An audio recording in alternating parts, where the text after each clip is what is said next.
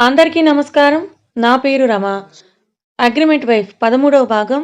రచయిత నీలిమ గారు.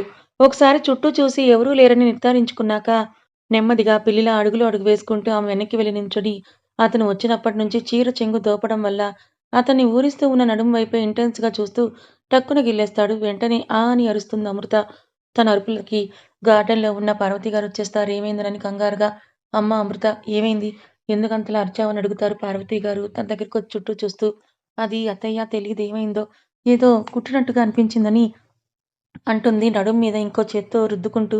ఏది నన్ను చూడని అని పార్వతి గారంటే, ఆ వద్దులే అత్తయ్య పర్లేదని అంటుంది. కానీ అసలెవరు గిల్లారు? ఏం జరిగిందన్నది తనకే అర్థం కావట్లేదు. తను వద్దన్నా గూడా పార్వతి గారు చూసి అదెవరో గిల్లిన దానిలో కనిపిస్తుంటే ఎవరై ఉంటారని ఆవిడ కూడా చుట్టూ చూస్తారు. కానీ ఏమీ కనిపించదు.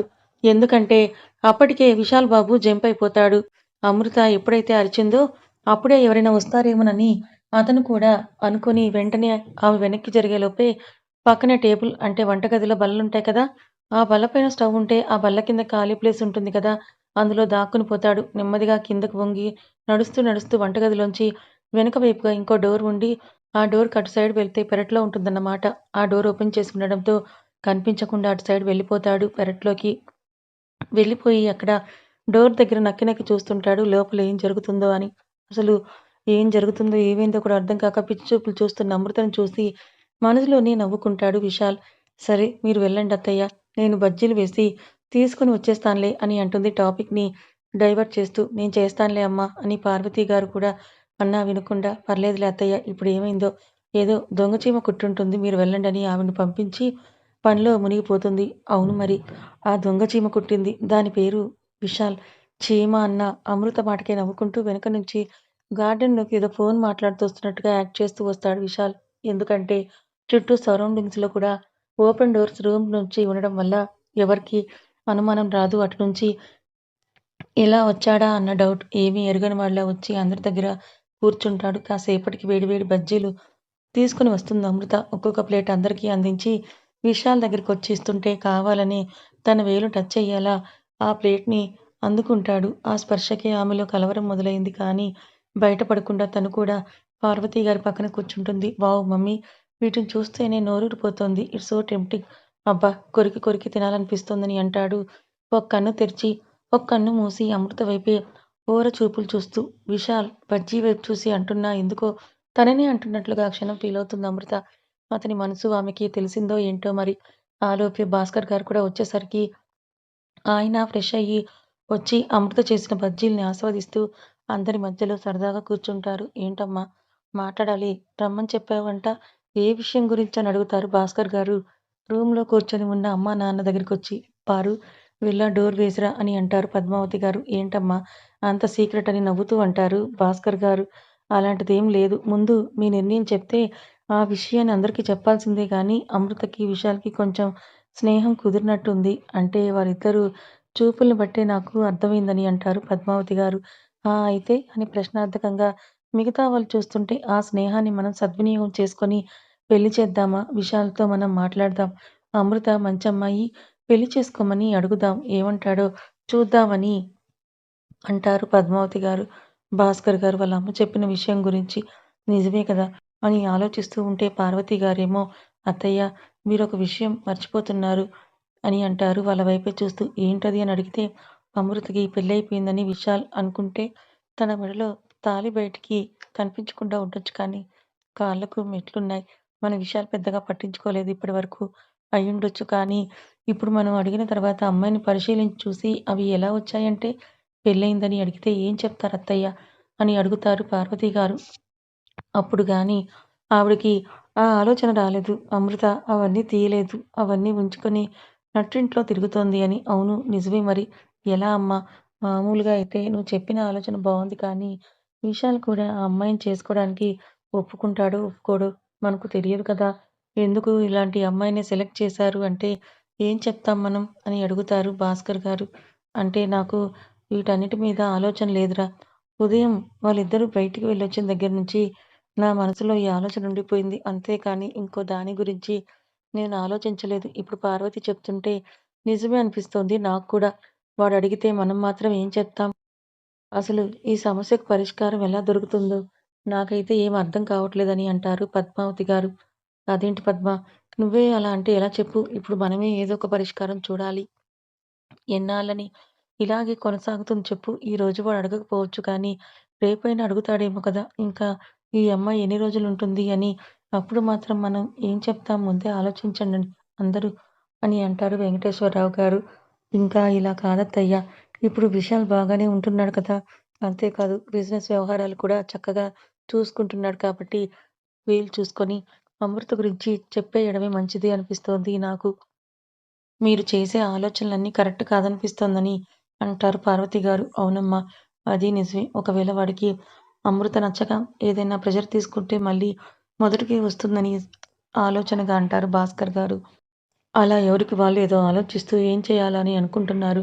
కానీ ఏదో ఒక నిర్ణయానికి మాత్రం రాలేకపోతున్నారు. ఏంటి మీ బావని కలిసొచ్చావా? ఎక్కడ కలిసారు? ఇంటి దగ్గరా? ఆఫీస్ దగ్గరా? అని అడుగుతుంది కాంతం. అప్పుడే వచ్చిన కూతుర్ని చూస్తూ ఆ మాటకు గతుక్కుమంటుంది సుప్రజ. ఏంటే ఏం మాట్లాడావు? అడుగుతోంది నిన్నేగా కలిసావా? ఎలా కలిసావని ఆతృతగా అడుగుతూ కూతురు పక్కకొచ్చి కూర్చుంటుంది. అబ్బా! అమ్మ ఇప్పుడే కదా వచ్చాను. వచ్చి రాగానే ఏంటి నీ నస?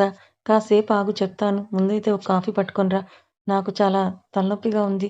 ఈలోపు నేను ఫ్రెష్ అయ్యి వస్తానని మరో మాట మాట్లాడే అవకాశం వాళ్ళ అమ్మకివ్వకుండా తిన్నగా తన గదిలోకే వెళ్ళిపోతుంది. బాబోయ్!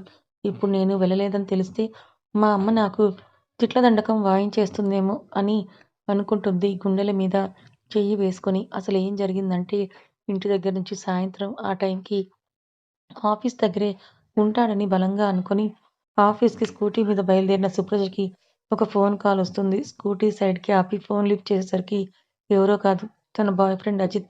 షాపింగ్‌కి తీసుకెళ్తాను వస్తావా? అని అడిగేసరికి షాపింగ్ చేయాలన్న ఆతృతతో బావని కలవాలన్న సంగతి మర్చిపోయి తిన్నగా అజిత్ చెప్పిన అడ్రస్‌కే వెళ్ళిపోతుంది. ఇంకేముంది అజిత్‌తో షాపింగ్‌కి వెళ్ళి పార్లర్‌కి వెళ్ళి తన అవసరాలన్నీ తీర్చుకొని శుభ్రంగా హోటల్‌లో ఫుడ్ కూడా మెక్కేసి ఇంటికొస్తుంది. కానీ తనకి బాయ్ ఫ్రెండ్ ఉన్న సంగతి కాంతం గారికి తెలియదు అన్నమాట.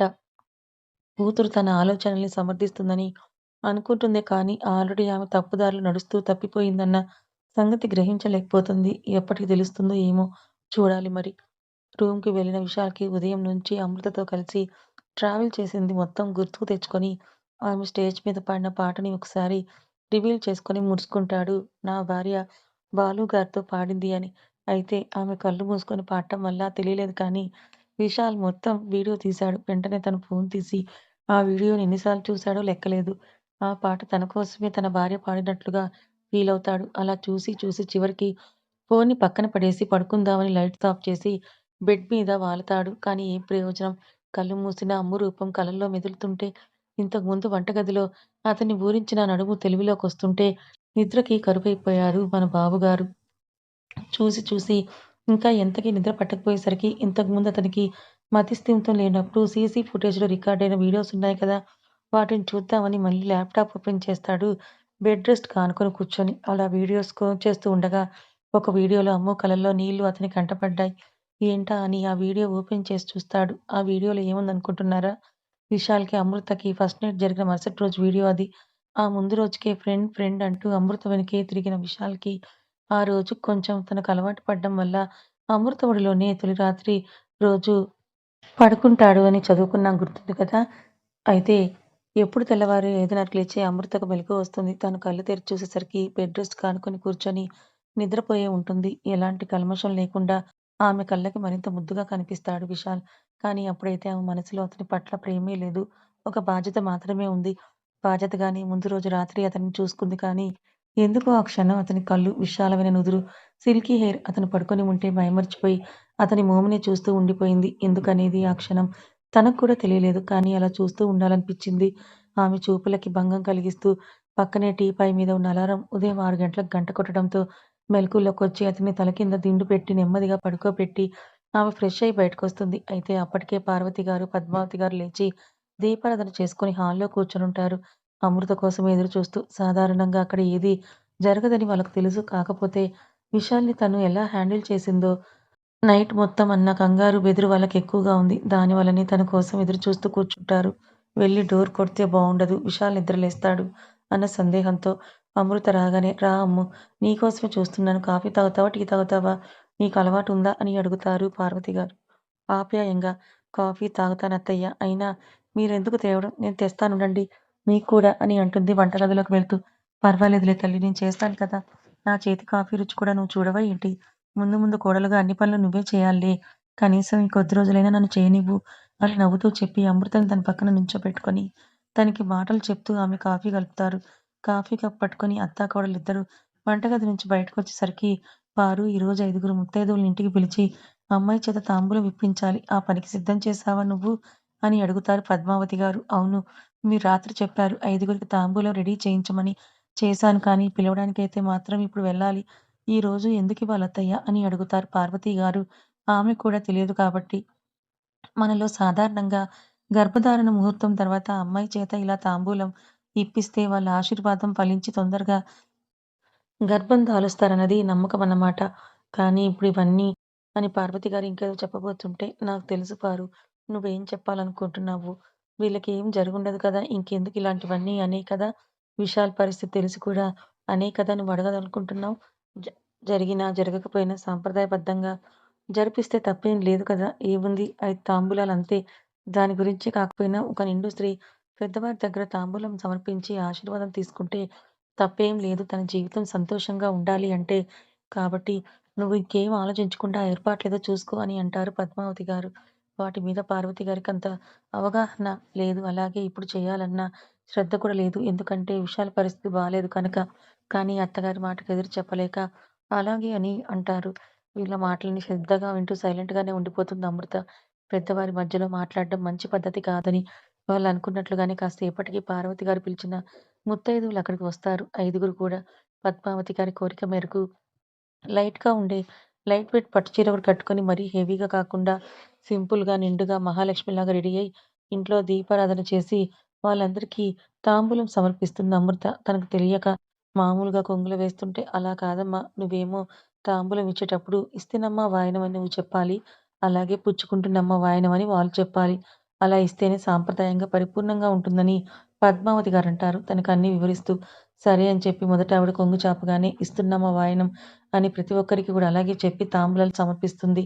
అందరికిచ్చిన తర్వాత చివరగా ఉన్న పెద్దావిడకి కూడా తాంబూలం ఇచ్చి కాళ్ళకి నమస్కారం చేస్తుంటే, "వద్దులే పర్వాలేదు, పర్లేదని" అమృత ఆవిడ కాళ్ళని ముట్టుకోకముందే దూరం జరుగుతారు. ఒక్కొక్కరి నైజం ఒక్కొక్కలా ఉంటుంది కాబట్టి తను పెద్దగా ఫీలవ్వకుండా మీదకు లేచి చిరునవ్వు నవ్వుతుంది అమృత. "అదేంటి పార్వతి, ఇంత డబ్బుంది, ఇంత ఆస్తుంది, కొడుకేమో మహారాజులా ఉంటాడు. అలా అంటే మహారాజుకి మహారాణిని తెచ్చి చెయ్యాలి కానీ మీరేంటి ఈ చామంచాయ రంగున్న పిల్లని తెచ్చేశారని" అంటుంది అమృత వైపే చీదరింపుగా చూస్తూ. ఆ మాటకు అమృత మొహం చిన్నబుచ్చుకుంటుంది. "అదేం లేదక్కా. కోడలు చామంచాయ రంగయినా మొఖం చూడు ఎంత కళగా ఉందో. లక్ష్మీ కళ ఉట్టి పడుతోంది నా కోడలి మొహంలో" అని చిరునవ్వుతో అంటారు పార్వతి గారు అమృతని దగ్గరికి తీసుకుంటూ. "ఏం కళలో ఏంటో లక్ష్మీ కళ, మహాలక్ష్మి కళ అవన్నీ చెప్పుకోవడానికే తప్ప మామూలుగా చూస్తే బావుండవు పార్వతి. రేపు నీ కొడుకు బాగుపడ్డాక నీ కొడుకు, కోడలు బయటకు వెళ్తే ఎంత నామోషీగా ఉంటుందో ఆలోచించారా? మీరొక్కసారైనా అదే కాక నీ కొడుకేమో అంత పెద్ద బిజినెస్ మ్యాన్. ఆ ఫంక్షన్‌లని భార్యని తీసుకొని వెళ్తూ ఉండాలి. ఇలాంటి పెద్ద పెద్ద వాళ్ళ మధ్య ఈ పిల్ల రంగు తేలిపోదు" అని అంటుంది ఆ పెద్దావిడ. తన ఇంట్లో వాళ్ళు తన పట్ల ఉన్న ప్రేమ మాటలకి ఎవరికైనా బాధ కలుగుతుంది. అలాగే అమృతకు కూడా చాలా బాధ కలిగింది. నేరుగా ఆ మాటలు ఆమె మనసుకి గుచ్చుకున్నాయి. ఇలాంటివి సాధారణంగా పడుతూనే ఉండేది. ఇప్పుడేంటి చిన్నప్పుడైతే ఇంకా నల్లగా ఉండేదని ఎందరో ఎన్నో అనేవారు.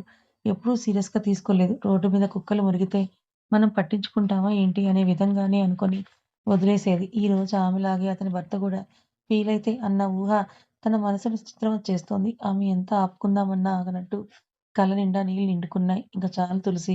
మేం మర్యాదగా ఆహ్వానించాం. మా ఆహ్వానాన్ని మన్నించొచ్చారు.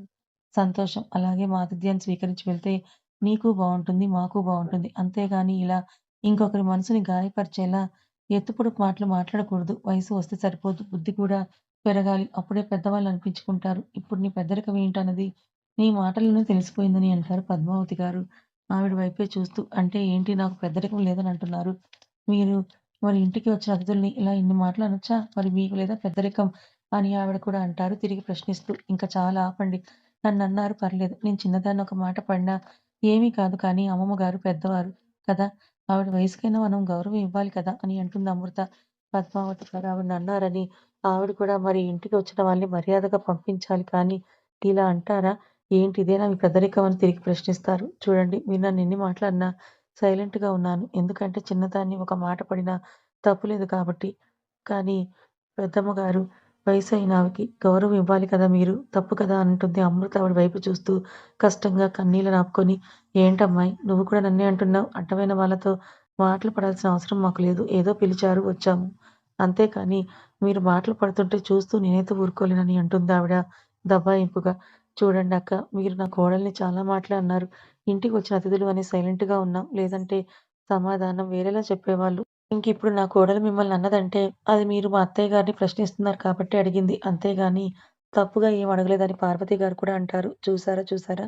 ఇంట్లో వాళ్ళందరూ ఏకమై ఇంటికొచ్చిన అతిథుల్ని ఎలా అవమానిస్తున్నారో. ఇంకా మీకు కూడా సిగ్గు లేదా? ఇక్కడే ఉన్నారు. పదండి వెళ్ళిపోదాం. ఎంత వీళ్ళకి డబ్బుంటే మాత్రం వాళ్ళు ఎన్నంటే అన్నీ మనం కాయాలా ఏంటి? అని అంటుంది ఆవిడ మిగతా వాళ్ళ వైపే చూస్తూ. అదే మాట మీకు కూడా వర్తిస్తుంది. మేమన్నామని మా దగ్గర మాటలు పడాలని మీరు చూస్తున్నారు. మరి నువ్వెవరు? నా మనవరాలిని నువ్వంటే మాత్రం తను పడాలా? కానీ ఆ అమ్మాయి నోరు మెదపలేదు. తన బదులు నేనడిగాను తప్పేంటి? మా మనవరాలిని పద్మావతి గారు గట్టిగా అరిచేసరికి ఇంకేం మాట్లాడలేక మూతి 30 వంకర్లు తిప్పుకుంటూ ఆవిడని ఉన్నారనే ఉక్రోషంతో కొంగు దులుపుకొని మరీ వెళ్ళిపోతుంది. ఆవిడ మాటలు మీరేం పట్టించుకోకండి వదినా. నోటి దురుసు ఎక్కువ. ముందు వెనక ఆలోచించదు. నోటికెంతొస్తే అంత అనేయడం బాగా అలవాటైపోయింది తులసి వదినకి అని పార్వతి గారి వైపు చూస్తూ అంటారు. అందులోనే ఉన్న ఇంకో ఆవిడ అమ్మ అమృత ఆవిడ కూడా అలా అన్నారని నువ్వేం బాధపడకు. నిజంగా మహాలక్ష్మిలా ఉన్నావు. ఈ రోజుల్లో ఇలాంటి కోడలు ఎక్కడ దొరుకుతారు చెప్పు? కొంతమంది బొట్టు లేకుండా, చేతికి గాజులు లేకుండా, మెడలో పుస్తెలు లేకుండా ఫ్యాషన్ అంటూ తిరుగుతున్నారు. కానీ నువ్వన్నీ అలంకరణలతోటి నిండుగా మహాలక్ష్మిలా, ముత్తైదువలా కనిపిస్తున్నావు. ఎప్పుడూ ఇలాగే నవ్వుతూ చల్లగా ఉండు తల్లి. అంతేకానీ ఎవరి మాటలకి బాధపడకని అమృత బుగ్గల మీద చేతులు వేసి మరీ అంటారు. పర్వాలేదు పిన్నిగారు అని అంటుంది బలవంతంగా పెదాల మీదకి నవ్వు తెచ్చుకుంటూ. సరే వదినా ఇంక మేము వెళ్ళొస్తాం అని చెప్పి మిగిలిన వారు కూడా వెళ్ళిపోతారు. ఒకరికొకరు గుసగుసగా మాట్లాడుకుంటూ. ఎవరి మాటలు ఆ గుసగుసలు ఎందుకో ఎవరి కోసమో అంతే కదా ఈ సమాజంలో అలాంటి వాళ్ళు చాలామంది ఉన్నారు. కొంతమంది ముఖం మీద అడిగేస్తారు. కొంతమంది బయటికి మంచిగా మాట్లాడుతూ లోలోపలే గుసగుసలాడుకుంటారు. మరి కొంతమంది ఇరుగు పొరుగు వారితో లేనిపోనివి చెప్పుకుంటూ వెనక ఊసులు కూడా ఆడుకుంటారు. ఇలాంటి వాళ్ళు సమాజంలో ఎందరో ఉన్నారు.